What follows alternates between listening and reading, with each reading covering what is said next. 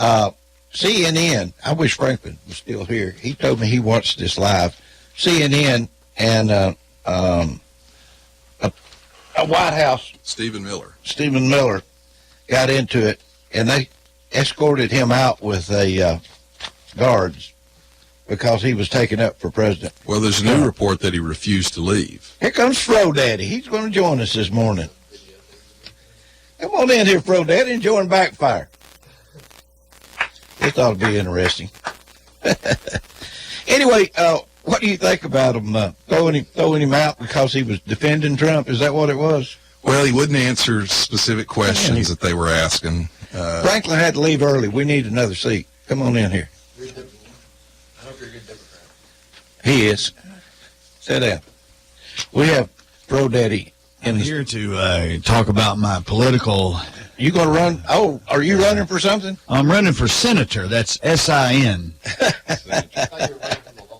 Weed and liquor is my platform. Hey. There you go. So I'm here to vote for everything. Are you for package stores? Yes. Are you for legalizing marijuana? Yes. Anything else? And I also have some naked videos of me out there on YouTube. So, I'm here to tell you there's nothing you can drag up on me. I say it like it is. Tune into the show at 3:30. I have to go. I'm not a Democrat or a Republican. My mother was a big Democrat. She had a proclamation from Obama. Yeah, she sent him like $25. She got a personal letter, From Obama? Oh, yeah.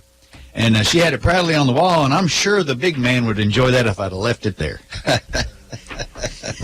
I think All right, folks, welcome to the wrestling show on Saturday mornings, 9 o'clock, until we get tired. And that was enough of Backfire. We've all had that, heard that, I've seen that, done that, and it's time to get into some good wrestling discussion. Coach Shriver here in the morning with Steve Logsdon, former wrestling coach at Bradley, successful, and more successful. And always proud to work with him and talk with him. And what we're trying to do here today is we're trying to continue the show that Ron Moore and Debbie started out and getting this wrestling program going. And Steve and I were lucky enough to work with him on that and over the last few years. And we sure wish he was still here to do this. And but we kind of want to do this in his memory. And, he got it going, got it started. And we do appreciate and we'll always appreciate everything that he has done and Debbie have done for not just, the wrestling programs and sports at Bradley High School, but for the community. Everybody knows how much and how important they were to the history of this community and all the stuff that they did. And so we just don't want to forget the efforts that Ron and Debbie had in getting this program started for just strictly for wrestling and what we're going to do today. And Steve, welcome. Good to have you, buddy. Thank you. Good to be here. Always good. And it's always good to have some good expertise when you're talking about a sport that you love. And I think we both fit that category as far as wrestling and promoting it and how far it's come in our community. And we really do appreciate that. Now, we had Thursday night, we're going to talk this morning a little bit about the rankings for teams in the state. We're going to talk a little bit about the individual weight classes and where our local people stand. And then we're going to hit a little bit on, because Walker Valley wrestled Saudi Daisy Thursday night, the same time that Bradley and Cleveland had their match. Great match. I tell you what, it was the atmosphere was great over there at the Bears Den. It was exciting. Great crowd. What a good crowd. Don't you think so, Coach? It was yes, absolutely. I was glad to see that Bradley's fans came out, big numbers also. A lot of times the team that's favored to win, if it's a clear favorite, that team brings a lot of people, and the other team doesn't bring as many. They want to watch the whipping.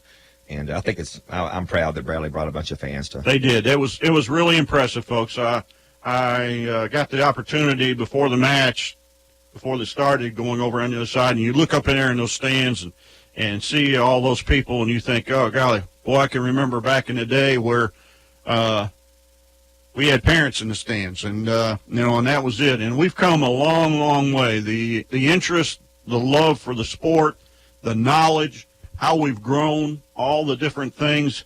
We're to the point now where we've got alumni, we've got people, alumni coaching teams, we got alumni assisting teams, we got voluntary alumni, we got as they say, I guess, out the wazoo. We got alumni everywhere, and that's what it takes just to build up. And the background and support for our programs in this community, there's no question, folks, that and we say this and repeat it all the time, that if you're going to win a state championship, you got to come through Bradley County and Cleveland, and that's the way we want to keep it that way. And we've talked before, and I've done some interviews with the coaches and both the kids programs, middle school programs, and the high school. And I'll tell you, with the programs that we have developed at all three schools, the three kids programs, the middle school programs, and the high school programs, as long as they stay strong, I just can't, in my lifetime, see anybody pushing us out of the way. I just don't think right now in this state, now there's a lot of good programs, folks. I'm not trying to knock anybody's programs, but I just don't see anything in our state that really puts the emphasis on it that we do here. What's your opinion on that, sir? I agree with what you're saying. I kind of thought it was funny the other night as I was watching the introductions. They introduced the coaching staffs, and it's about a 1-to-1 ratio as far as coach to wrestler on the coaching staffs. Cleveland's coaching staff was just boom, boom, boom, boom, boom, boom, 6, 7 guys. I know it. And then here comes Bradley's. It's the exact same thing. Just all these numbers of coaches that hop on. And I guess I'll contribute in different ways. And, I remember back in the day you had a coach and an assistant coach. Yeah. That was it. If you were lucky. If you're lucky, you had an assistant coach. That's right. And now you got, upper weight coach, lower weight coach. And old coaches come back. And, it's encouraging. It's good to see. It is. And you ask, an outsider would ask themselves, are there this many coaches because the program is successful? People hop on the bandwagon. Or is the program successful because there's this many coaches? And I don't really know the answer. I don't know. I think a little of both, maybe. I think in that aspect, you're right there. I said, when I think back when I came in 71, and for 2 years, I was the coach for all the programs, for the middle school at that time, junior high, and the high school and everything. And so, I make fun of the guys. I'll go in and before a match, and I'll see all those coaches sitting on the benches there. And I go down through there and I count 9, 10. What the heck is this? I said, what's wrong about this story, guys? Just won at one time. What's going on here? You're right about the one-on-one though, but that's great. It's great. It's great that you got people that want to come back and be involved and help, and alumni, and I mean even wrestlers that just graduated last year before, the last 5 or 10 years, they come back just because they want to be around the program. Well, that's to their credit that they love wrestling and love the program they came from. They want to help, but that's also the credit of the program they come from, because you don't see a lot of guys coming back to Ray County and to McMinn Central or County to come back and have 6, 7 coaches on the sideline. Right. They're coming back to a program that's established, that's successful, that's fun and exciting to be around. It gets press. So we got to give credit to both sides. Yeah. It's not like a bunch of angels come in saving some poor program. This is a great These are great programs that people are being a part of. Yeah. And so there's credit everywhere to be given. Right. I'll have to be honest with you. I guess I don't like to be negative and everything, but I was a little disappointed the Chattanooga paper didn't really have a write-up about it. We had the scores in there, the matches and all that kind of stuff, but I just didn't see. They usually have somebody up here. When you got the biggest match in the area with probably the 2 best teams in the area, and you don't have some kind of coverage on that, it's kind of frustrating to see that. And I don't know what the situation is there. There may have been some more exciting things going on down there, whatever. But well, I'll tell you one thing that plays a role is, I think, like for instance, a man like Ron Moore who has passed. Here he sits here with us, and all of a sudden he's just suddenly not here. Yeah. And it's a different feel and different thing. And as a club president, Bradley, he's suddenly not there, and it's a different feel. Well, at the Times Free Press, for decades, we had a man named Ward Gossett that loved wrestling. We used to have back in the day, you had the Paul Schultz back in the day, and there was Dick Cook back in the 80s.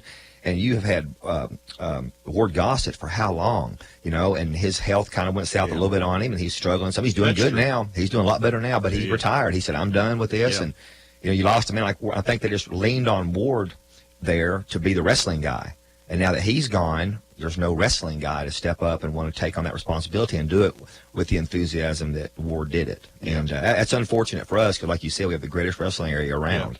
And I think, too, one of the things that, as far as the missing Ron, one of the things he did is I think he did a great job of promoting it, and he would get in touch with those people and make sure somebody was going to be around to cover it and those kind of things.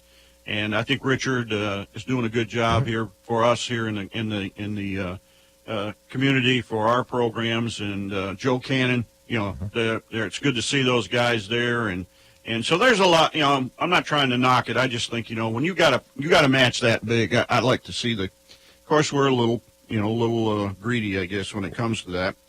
All right, folks. Well, listen, we're very fortunate. We love our sport. We love it in the community. We've got a great community that's supporting it.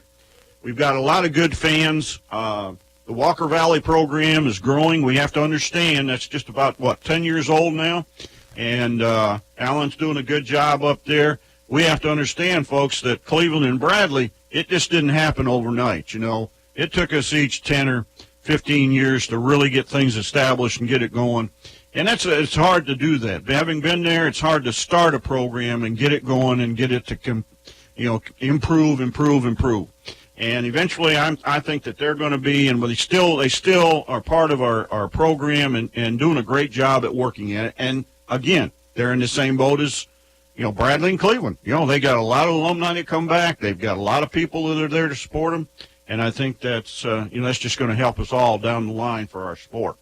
All right, Coach Laxton, let's start talking a little bit about the state rankings and some of the what we're going to do, folks, is we're going to go down through here and now we're not going to spend a lot of time on some of the other teams that we're talking about, other than our local teams, because that's what we want to talk about.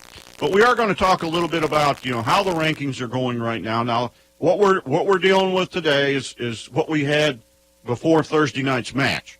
Now, the match, I'm not sure that's going to make a whole lot of difference in the rankings as far as teams. It may, but and especially the individuals. Now, it is going to affect some of the individuals, because if you happen to be there the other night or watching it on Bradley TV, is that what they call it? WTNB. Yeah, something like that. Mm-hmm. And so, if you got to see it, see the matches and see how good some of those matches were. I'm telling you, folks, there were some great matches there and some surprises. So, and that's what it's about. That's why we wrestle. And that's what they say, always saying, well, that's why we play the game. Well, okay, that's it.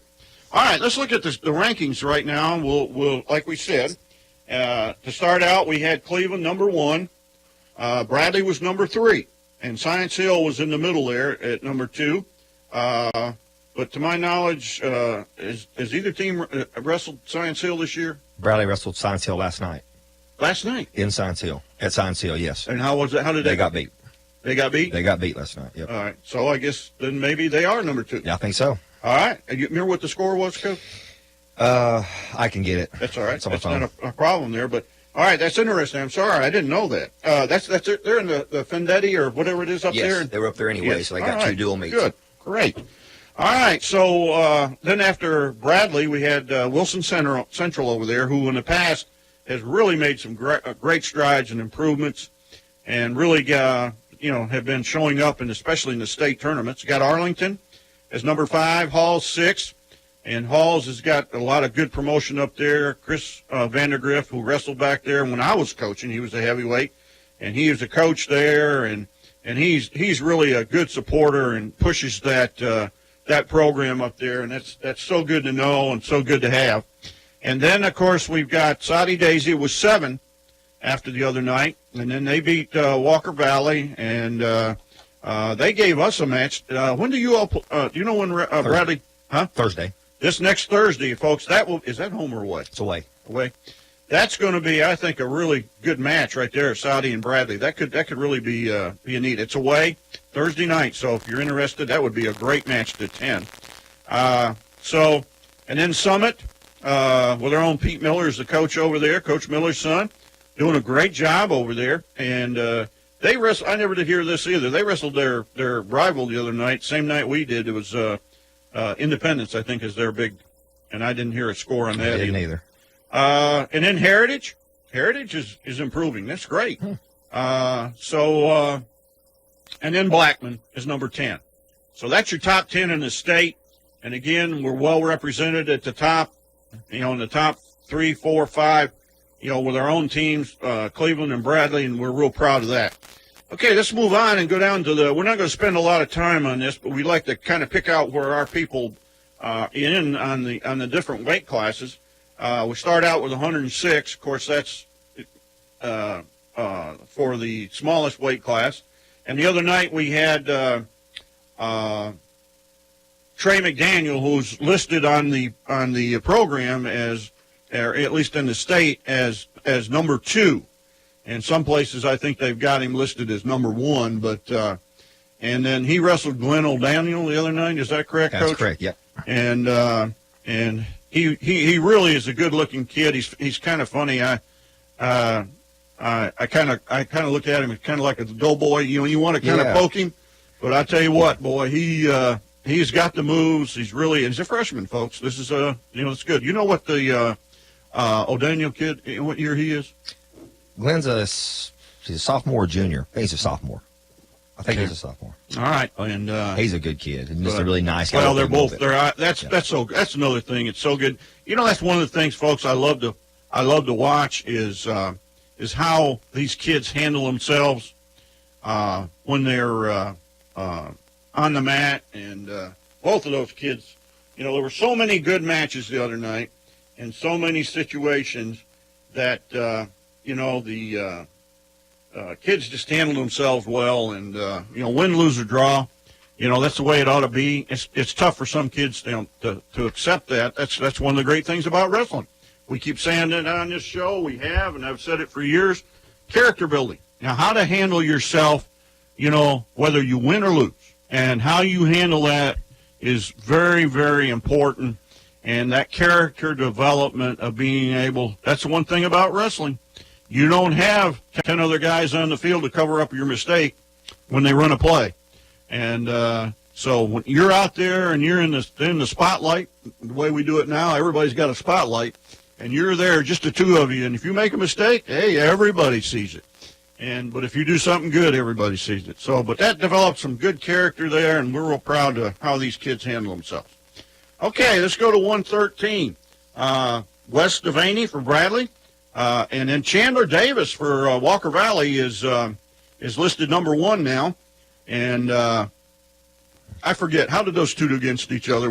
That just last week, or the week before last, I guess, was their dual meet, and I was up there, and man, and this kid, I don't know this kid really much, Chandler Davis. I know who he is, but he handled Wesley. He did. He's got a really low stance. He's got a good double leg shot. He got in several times and lifted him and walked him back to the middle of the mat, and 2 or 3 good double legs, and just handled him, controlled the match, and just was in control the whole time. Well, that's good. It's good to see. Like I say, when we can really push our local people. And then Jackson Bradford, we'll go into this a little later when we talk about the Cleveland-Bradley match as to how they've done against each other and all that. Right now, we're just wanting to go through the top 6. Understand what we're going through now. And again, folks, if you're just tuning in or listening out there, this is our Saturday morning wrestling program that Ron Moore started a few years back. And we try to get it together at 9 o'clock on Saturday morning after a week of wrestling and go over what's going on. And, of course, mainly for our local people and our local kids. And, we're wanting to promote them and get them out there. And, again, we're at 614-5553. If you happen to be listening, you have a question you want to call, don't be afraid. We'll be glad to talk to you. And, again, this is a wrestling program, so we try to stick with that as our topics. But we'd love to hear from you if you have a question for Coach or myself. And, all right, so let's go to 120. We've got on there, actually, at this point, we don't have, according to this one, we don't have anybody from our area in the top 6. And so we'll talk about ours as we go into the match later. 126, of course, we have Bryce Pond from Cleveland, who's number 2. And he's a senior. He's really come on.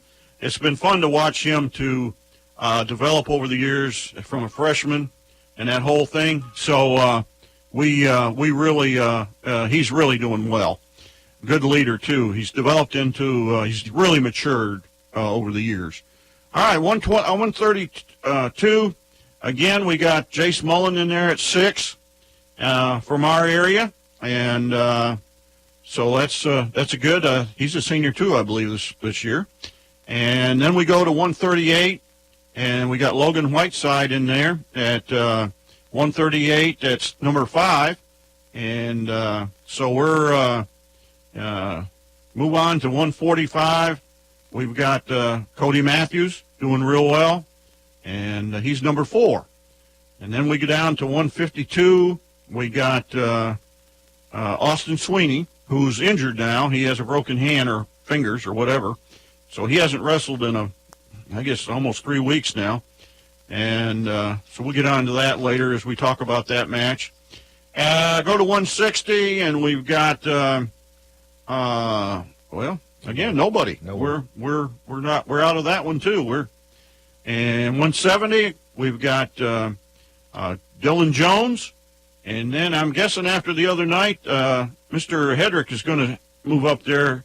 What a match that was! That was great. And I tell you what, I was impressed. Those two guys, I don't know. These last 2 years they've been going. You talk about. I probably get shot for saying this, but 2 ADHD kids that you don't know what's going to happen. I mean, I told one of my friends sitting next to me the other night, I says, let me tell you, before this match is over, you're not going to understand what you've seen sometimes. Yeah. Some of the moves, they have some moves. Those two have some moves that you don't teach. It just happens. But, boy, they had a great match. I was so proud of them. We'll talk about more of that later. All right, at 182, of course, we have Jack Hicks, who's number 3. He's a senior. And a good leader for Cleveland. 195, nobody there for us. Yeah. Bradley. Oh, that's right, yeah. DJ. DJ, I forgot about that, I'm sorry. Little thing about that happened the other night, but that's neither here. But he's number 2, and he's strong. He's really, really looking good. Expecting good things out of him this year. And 220, we got nobody there for us, but those two had a good match the other night. We'll talk about that later. In our heavyweights, we got Titus Swafford, who's number 2 for Cleveland. In that, I'll be honest with you, I was a little surprised to see him that high right now. But again, I'm not sure what we got out there in the state, and that's one thing. You never know what's going on in that West, and if these kids are really being covered like they really need to be and all that. But anyway, so we'll talk a little bit more about that as we go on and as we get into the Bradley and Cleveland match. And again, Coach, any big surprises for you in there in the listings? There's some people you might have thought might be there or should be there or whatever?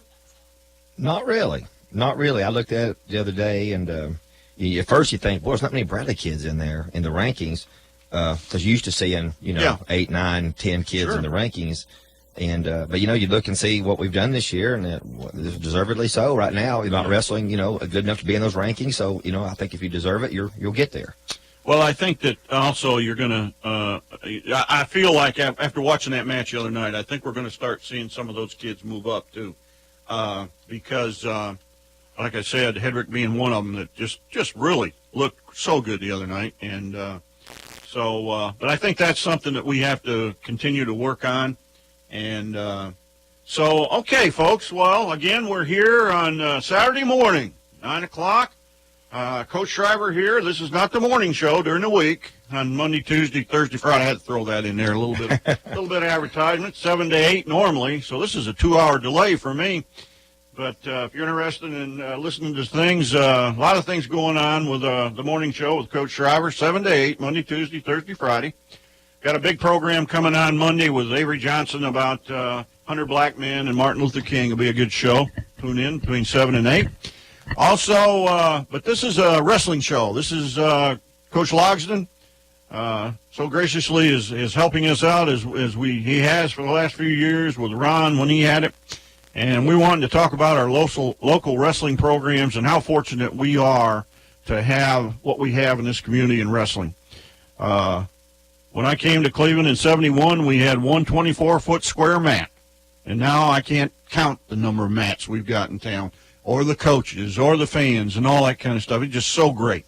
What a great feeling it is. It makes me proud, and I know everybody else who loves the sport. Okay, Coach, let's go to let's go to our match here. Let's start talking about the Bradley Cleveland match the other night, folks. If you were there, you got to see an exciting match.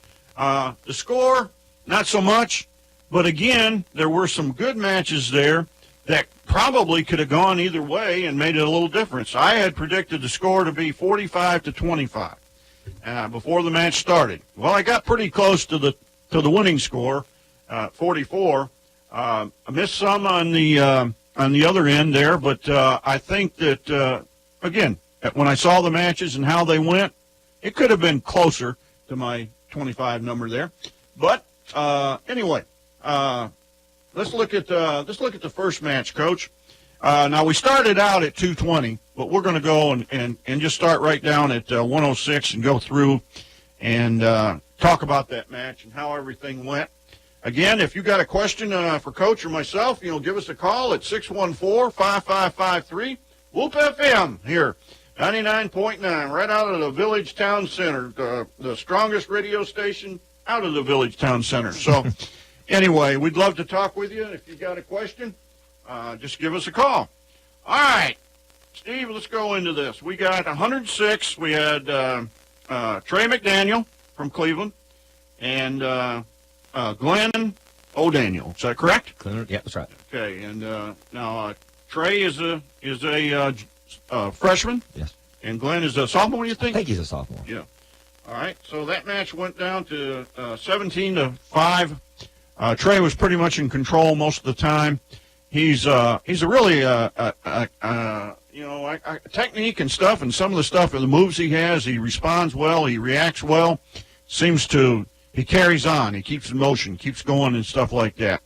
And good competitor, good kids. Just like Coach said, I think they're both great kids. We're so fortunate. That's one other thing about wrestling, folks, the character building and all that.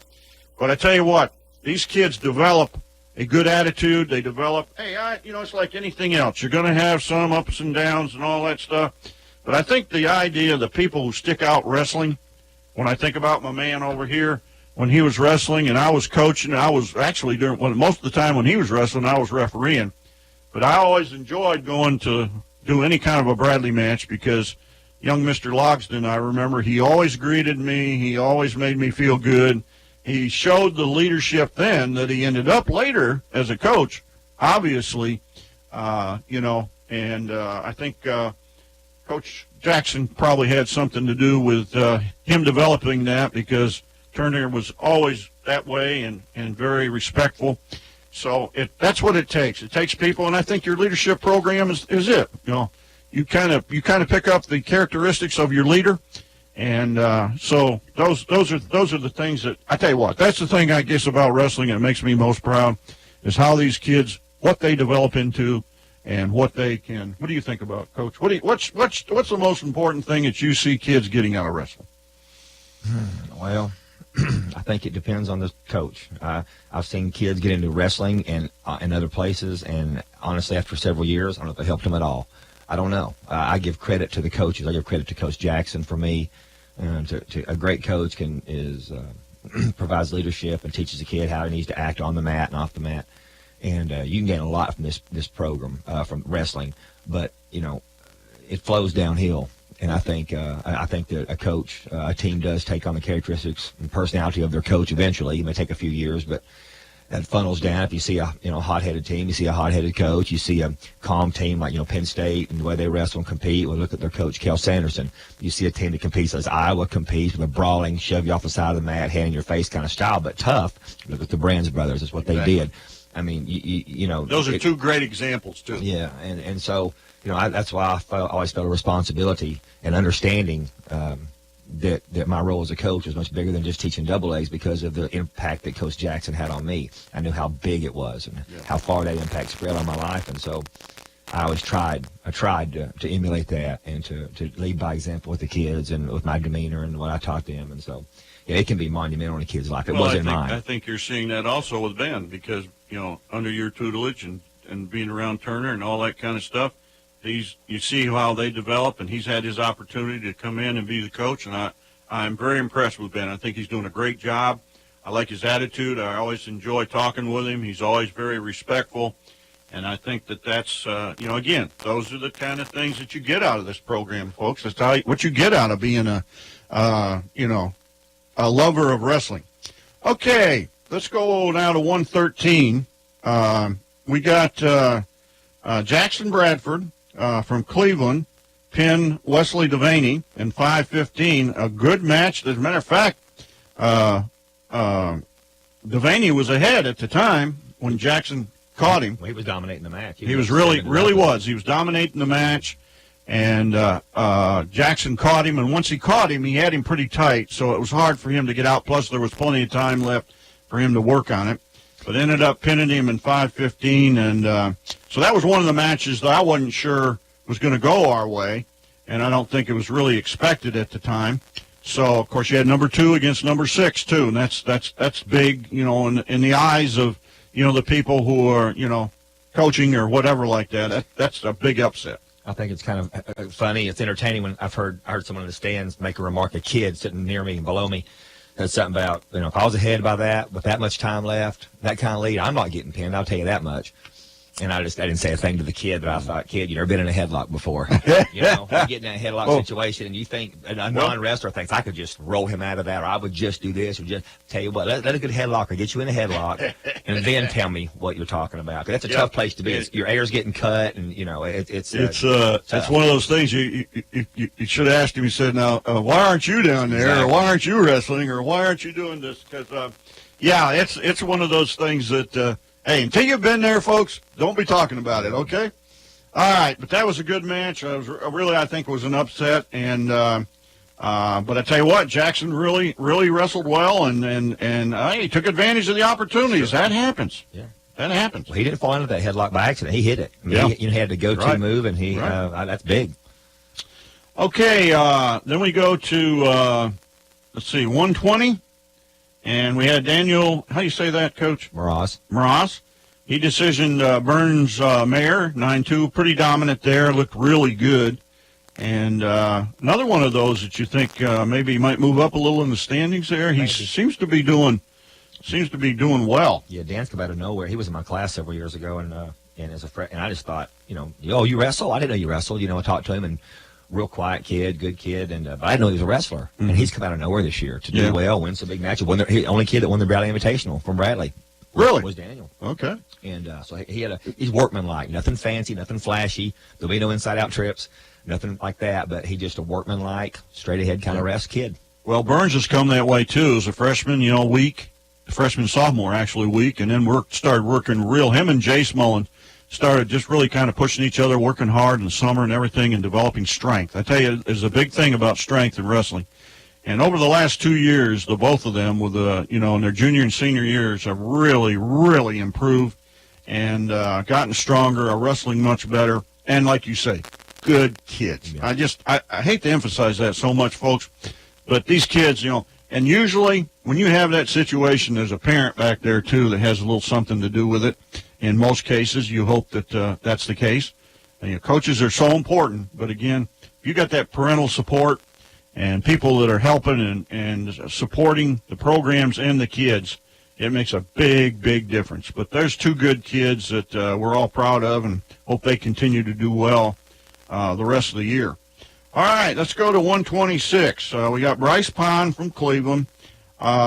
Senior, doing excellent. He's come, when I think back of him as a freshman, very immature. At the time, I remember, as a freshman, he couldn't make the weight, but it wasn't because he was over. He was like 82, 85 pounds.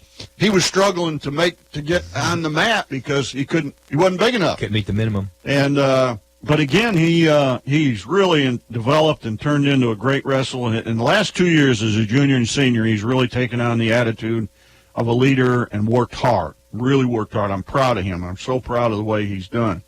And, of course, the individual that he wrestled, Coach, what can you tell us about him? Gavin Hughes, kind of the same story as Mraz a little bit. Just hadn't heard of him much before this year. I mean, I had, but outside people. And has just really improved and getting better and buying into the sport and the style of wrestling at Bradley, and he's getting better and better. And you remember what grade he's in? Hughes?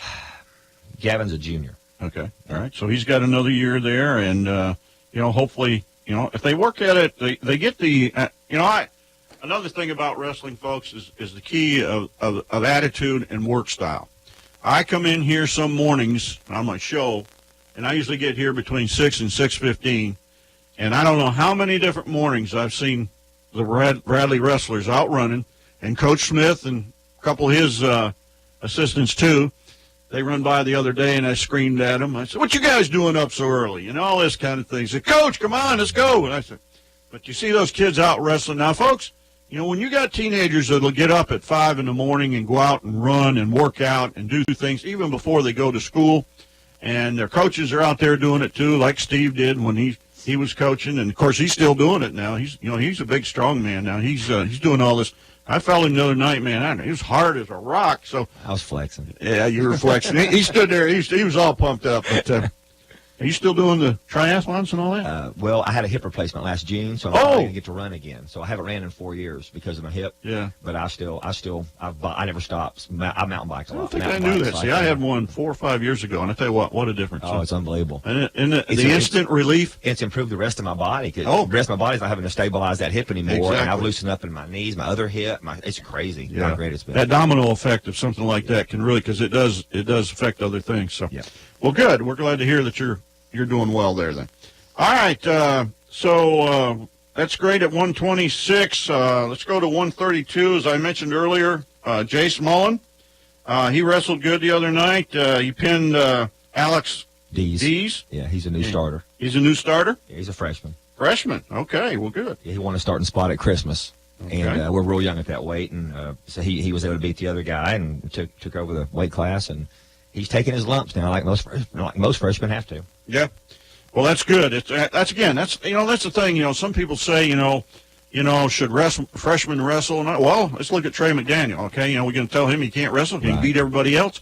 If you can do it, you do it. Some kids are a little more mature at that age, and again in the past, we've got 5-time state champions that wrestled in 8th grade.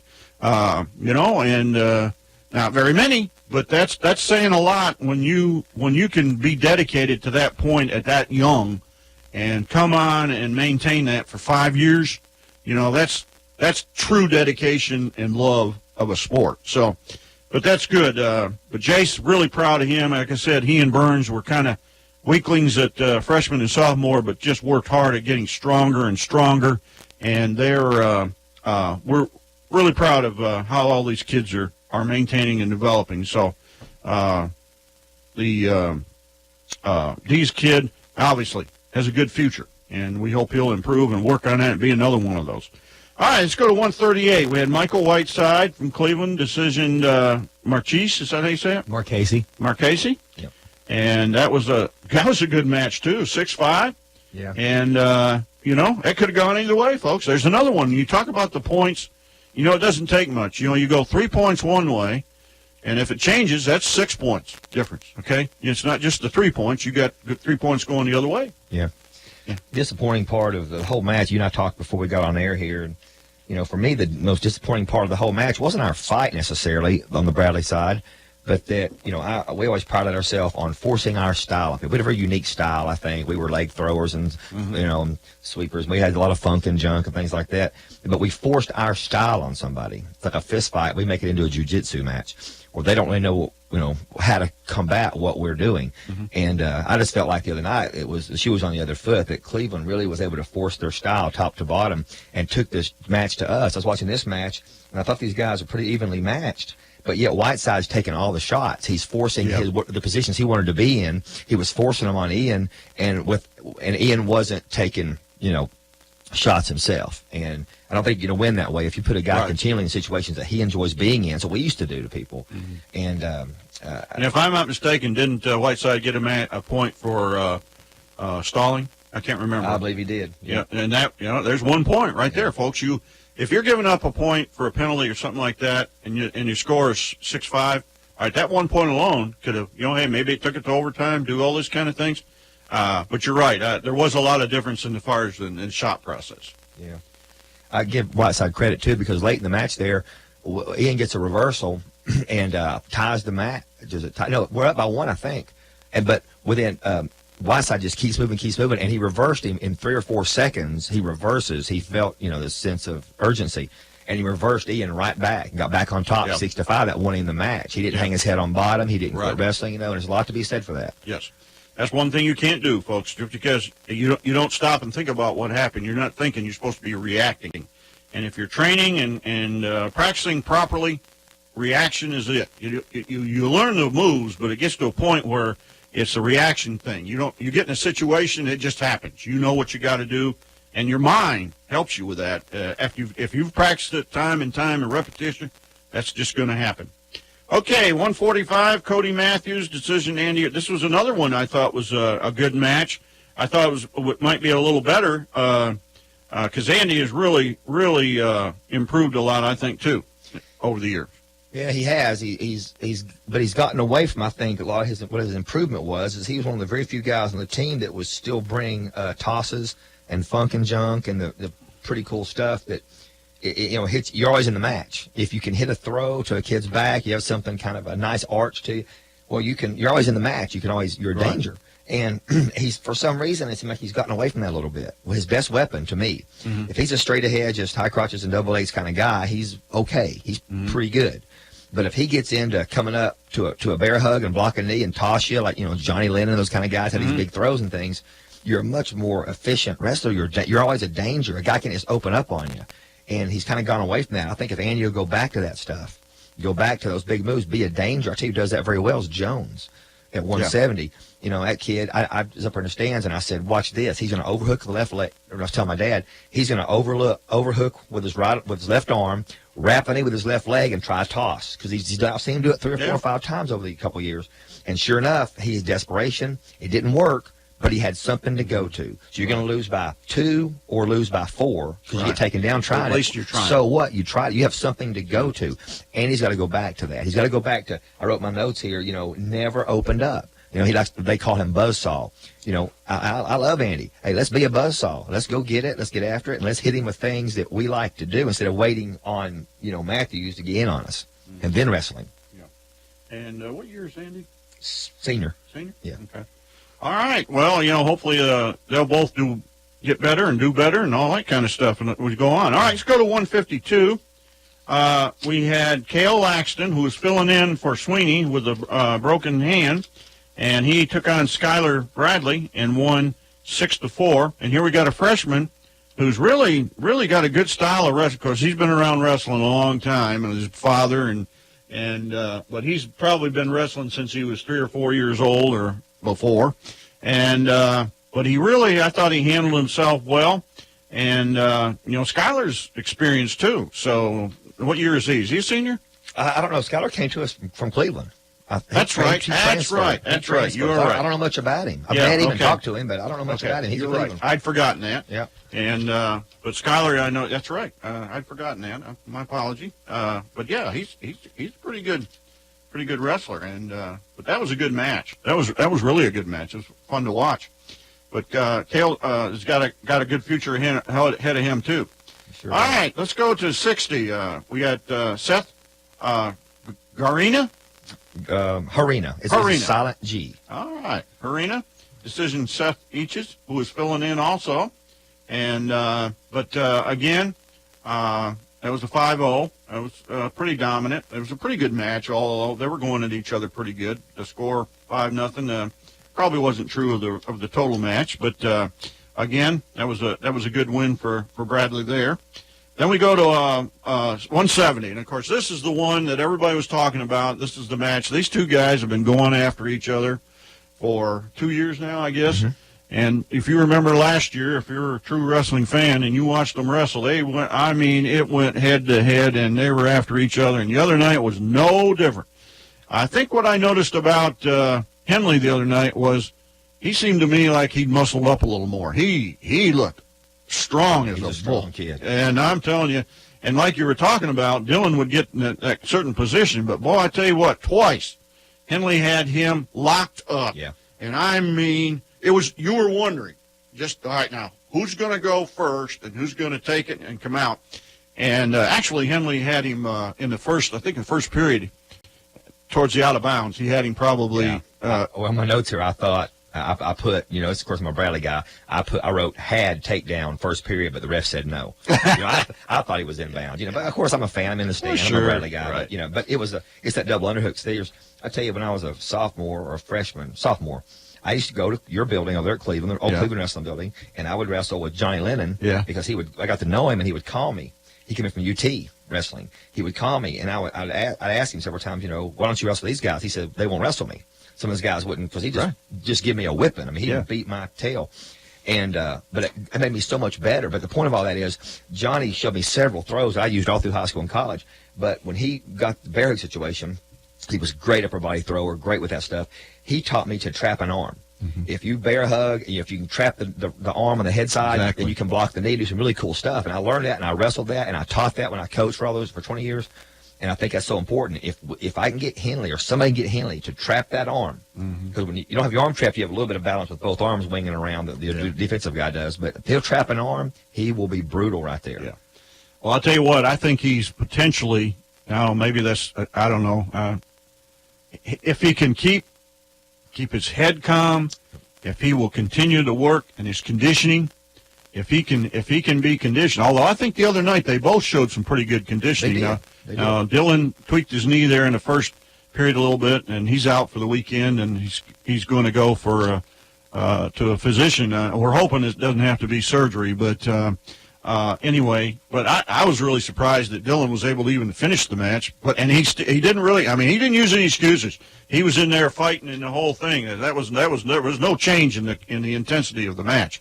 But he's a competitor and everything. But I was just really, because I've been impressed with Henley. Last year, he had some problems, things like that. If he can just maintain that calm and just wrestle, do what he does best, his potential is unbelievable in those kind of situations and he's so strong. I don't know just something about him that stands out.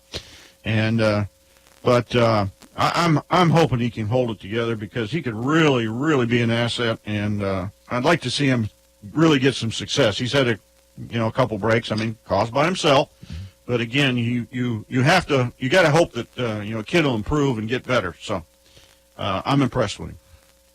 Okay, let's go to 182. We got, of course, Jack Hicks, Robert Hicks, and he pinned Larry Johnson in 206. Now Jack is a senior. He's had a lot of success. He's done well. He's had some disappointing matches too along the way, and but it's he's a good leader, good kid. Is he a senior? He's a senior, yeah. And I don't know much about the Johnson boy. Has he? No, he's new to the starting lineup. He don't have a lot of experience. He didn't come up through kids club like a lot of kids. Yeah. He's just learning, taking his lumps. Yeah. So. Well, good. So you're not sure what grade he is or anything? He's at least a junior. Okay. All right. So, but again, Jack should be. He's rated in the top 6 in the state. He should be. Hopefully, he'll be a contender this year, and we just wish them both the best.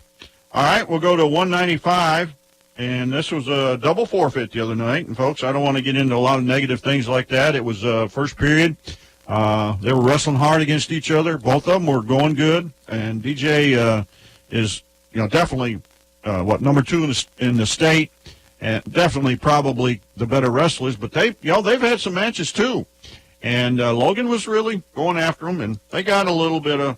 And this, you have to understand, folks, this was the last match of the evening, so the match was basically over. It was 44-9. And so they had a little pushing and shoving on the edge, those kind of things, and all the crowd got all excited and everything. I felt like Don, the official, Don Elsa, handled it well. He just called a double forfeit on them both. There was no reason to let stuff build up, because you could see it in their faces when they broke them up and everything. They were going to tear the world apart, both of them. And but I felt like the coaches and Don did a great job and just say, hey, no more, no need, no reason to get stuff going on. So that actually wasn't Don. He can't do that. He don't have the authority to double forfeit a match out. A referee can't do that. The coaches really did that between themselves. I really meant that, but he agreed with it. Yeah. For the reason you said, let's not make it could escalate, But you won't be negative, but I'll be a little bit negative here because as a recent coach, and I'm disappointed when a Bradley guy doesn't respond well. I'm disappointed with some things, and I think I have right to be disappointed with it. And some of my guys did the same thing back in the day. Keller used to do that kind of stuff, and I'll counsel DJ and the Cleveland kid. I don't know him, but they both reacted the same way. Wrestling's a tough sport. Wrestling is a tough hand fighting. Sometimes you get slapped and hit on the back of the head and the neck. It's a tough sport. You got to man up. Yeah. You got to man up, and that kind of thing happens in a match. And if you explode, the repercussions are going to be negative for your team. Right. It's going to be bad for you, for the team, getting set out, getting fined, getting tossed out of the match, losing points for your team, whatever it is. It's going to be negative. So when you go into a combat sport and have to actually face some combat with a kid's physical hands or something, so what? That's part of the sport. Grin, go back to the middle, and say, Take a "Bring deep it, breath and move bring it." on. Now let's settle it here legally in the middle of the mat. The blowing up, the gritting the teeth, the hollering, your coach is trying to stop you out there. The coach has to run on the mat, and the coach gets between you, and you're trying to go around your coach, get to this kid. Let me tell you something. That don't set well with me. I agree. I like DJ, but it was embarrassing for Bradley Wrestling, and if it was my kid that used to do it, I would say the exact same thing. And I did some things in my career I wasn't proud of. Where look back, I was embarrassed by that. Looking back on it, how I lost my cool. But you had to learn at some point. Man up. It takes a bigger man to just shut his mouth and do it. Your coach tells you to get back here and shake hands. Let's go again. Yeah. Let's figure it out. This is intended to be a combat sport. Don't get your feelings hurt when a guy dares to fight back with you. Yeah, and when you have that close contact and you're going at each other personally like that and everything, you're right. It's like football. Everybody gets all upset if somebody goes after somebody because they hit them. Hold it. You got pads on and stuff. That's the purpose. In football, you get hit. All right. If you can't take it, hey, move on. Expect to get hit. And sometimes you're going to get a cheap shot. So, hey, you just play harder. Move on. You can hurt him a lot worse by winning the match, winning the game, Exactly. beating them on the scoreboard. Good points. Than responding to that little whatever he did. Yeah. And hopefully that'll get ironed out, and we get both of them back in track because, see, folks, that could have been tough on both of them if they had been, if they had been kicked out or something like that and had to serve. I don't know what they do now. Is it a match? You have to miss a match or two? How severe it is. Yeah, depending on the severity. And like you say, well, Coach Smith actually did sit DJ out last night. They went and wrestled Science Hill, and they got beat. I wrote that score down you asked about. They got beat 41-27 last night, Okay. Science Hill. But he had actually set DJ out. There was 2 dual meets. He set him out for both dual meets. That's just good. for the way he reacted on the mat. And then after the match, he had a hard time calming down in the hallway and stuff. And so Coach Smith wanted to set an example. That's good. And said, we're not going to act this way. I'm glad to know that. So, yeah. That I'm proud of him. That was a good move. Okay, let's see. We're going to go to 220. Wilson Benefield and Kevin Gentry. And I think probably that was a good match, 3-1, and Wilson managed to pull it out. That was one of those I guess probably was kind of here and there and weren't quite sure about. But Wilson has gotten he's improved a great deal. He's become more aggressive, like you say, a little tougher. He in the past sophomore, junior year wasn't, I guess, aggressive as you say. And he's gotten a little bit better at that, and I'm proud of him. I've really gotten to know Wilson pretty well, and so I was real proud of how he. And I know Kevin's a good kid, isn't he? Yeah, he's pretty tough. He is a good one. I'll be honest with you, I was really surprised that Wilson beat him because I knew how good Kevin was, and he had a little injury over Christmas, and he was actually out for a couple weeks. And I don't make excuses for anybody. And if you can't go, don't get in there. Right. Exactly. But if you're in there, we're gonna go. But I watched Kevin wrestle at the Walker Valley match. He got beat there too, and I watched him just gas horribly in the third period. Well, and then I was told, he was out for 2 weeks, whatever. And he come back against Cleveland here. I noticed the same thing. He gassed. He was gassed in the second period. Like you say, if you're not conditioned, and that sport, folks, I'm saying, you can know all the moves in the world. You can be taught everything out there that's the best by Cale Sanderson, by all the best coaches in the world. But if you're not in condition, it doesn't matter. You can know it all, but if you can't go 6 minutes or 8 minutes or whatever it takes and go full bore, hey, it doesn't matter what you know. And conditioning, to me, is 90% of wrestling. If you got the conditioning and you got 4 or 5 good moves, hey, you can be a winner. But that conditioning is key. That's what I always loved about Dan Gable. He was always my favorite person, my favorite wrestler. I read everything he ever did, and I can remember him saying, he said, "You may know more wrestling than I do. You may know all the things that I don't, but you'll never be able to outcondition me. I'll be going 100%." And he kind of proved that he was pretty good at that. So, all right. One thing I liked that Benefield did in the match, I talked about going to a go-to move. Mm-hmm. He didn't do a whole lot of different things at all, but he has a slide-by. Guy ties on his head with Mm-hmm. your right hand, and he likes to do a little right-hand slide-by. And he hit it, didn't go. Later on, he hit it again. Yep. Of course, Kevin kept tying with his right hand and leaning on it. He must stop doing that. This slide-by is almost going. Right. But Benefield kept going to it, and guess what? Finally, it went, and he Yeah. won by a 2-point margin. Right. I like that he kept going back to what he likes to do, what he thinks he's good at. Yeah. And I was impressed by that. Well, I tell you, folks, that's another thing about wrestling. You know, I've always used to teach. Of course, I was a simpler mind back then, and in the old day or in the day, I always used to teach my kids if you can develop one good takedown, and a couple good rides, and a good pinning combination that you're confident with and you'll stick with and go with it, and an escape move and all those kind of things. You don't have to know a lot of things, but if you know what you do know well, it's going to pan out. And you know, that's just part of the sport. And I think sometimes we get a little bit too technical. Maybe we know too much. Anyway, all right, we'll go to the finals. The heavyweight match, Titus Swafford pinned Sewell in 32 seconds. Now, Titus is a very deceptive wrestler. He's stronger than a bear. He's just, I don't know. He just seems to fall into a lot of things.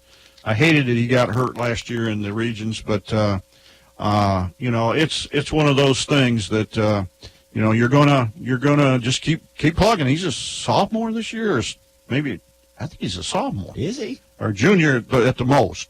But he has really done well, and if he'll keep his self working hard and stuff like that. Now, of course, it's kind of like what you say. You know, you got Anglin over there with the big guys, and you got now that Joey's got Nico over there, helps those, and you get those guys that like you're talking about. We got the lower weight coaches, and we got the middle weight coaches, and we got the upper weight coaches. It's something. All right, folks, that was a good first day here. Hopefully, we'll be back next week. Coach, you going to be around? Sure. Okay.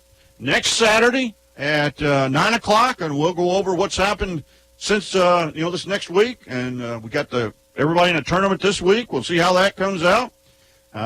See how some of these kids are recovered. Hopefully everybody will get healthy. And number one, hopefully they can stay away from the flu. I tell you, this flu epidemic that's going around is really, really, and of course you can't find a sport where it's more conducive to. I got to thinking the other night, Coach, that we were all over there in that gym, and you talk about it could have been a hotbed for flu with everybody breathing on everybody else and everything over there. But it was pretty good. They didn't have a lot, I don't think, with sickness. So. But anyway, we'll be back next Saturday at 9 o'clock to rehash this next week, talk a little bit more about our local teams, and we appreciate you. And hope you all have a safe weekend. Be good, and we'll see you again next week. Have a good weekend. Thank you. Thank you, Coach. Yes, sir. That was, Well, it's mine when it's too late to make amends. I'm sure you'll pay the price and then now you'll be there alone and blue, 'cause someone took my place with you.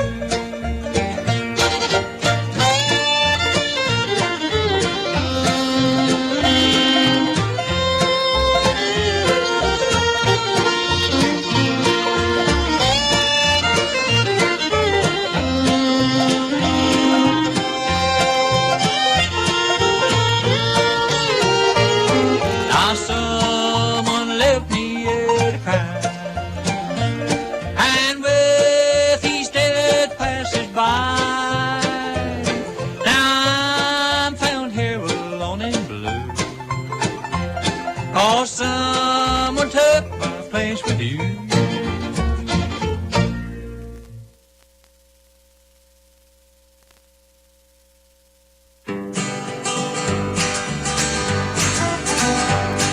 I am a roving gambler, in town.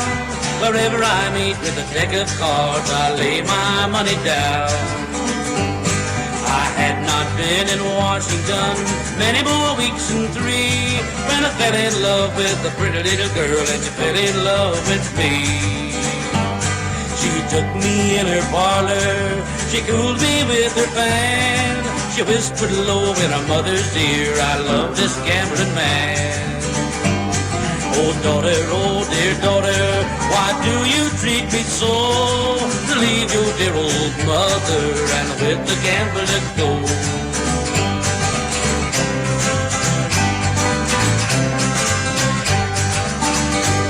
Oh mother, oh dear mother, you know I love you well, but the love I have for the gambling man no human tongue can tell. I've gambled down in Washington, I've gambled down in Spain. I'm going down to Georgia to gamble my last game. I hear the train a-coming round the curve, a whistling and a blowing, a straining every nerve. Oh mother, my dear mother, I tell you if I can, if you ever see me coming back again, I'll be with the gambling man.